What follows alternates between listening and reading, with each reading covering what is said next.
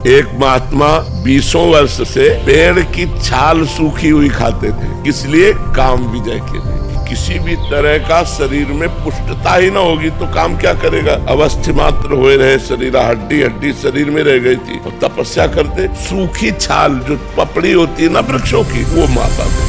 बस कोई भोजन नहीं, कोई पत्ता नहीं, कोई फल नहीं, कुछ नहीं। वो ऐसे हो गए थे। जब 20 वर्ष हो गए तो कामदेव प्रकट हुआ सामने, क्योंकि वो योग्य थे और कहा हम तुम्हें परास्त करेंगे। तो उन्होंने मुस्कुरा के कहा तुम्हारी ताकत क्या कि तुम मुझे परास्त कर लो। बोले अच्छा चलते हैं। चला गया काम। दूसरे दिन जहाँ वो पपड़ी खाते थे ना, वहाँ हलवा लगा मिला, हलवा। अब उनका दिमाग काम किया कि जंगल में, घोर जंगल में बढ़िया सुगंधित घृत युक्त मिष्ठान। उन्होंने समझा मेरी तपस्या से डरकर प्रकृति मुझे दे रही। मुंह मार मार करके जहाँ जहाँ पपड़ी खाते थे वहाँ हलवा लगा मिला, हलवा पाया। 20-25 दिन हुए, थोड़ा खून दौड़ा नस नाड़ियों में। अब एक दिन वो उस अपने टाइम से जाते थे उनका हलवा, तो जो टाइम से गए वहाँ पाने के लिए, तो देखा एक 16-17 वर्ष की लड़की हलवा लगा रही। वही भयभीत होने का वो नाटक किया। बोले भयभीत मत हो, भयभीत मत हो, शांत हो, नजदीक आओ। जीव ही देखा तो कमल नयनी सुंदरी छम छम करती हुई पायल। महाराज ने कहा कि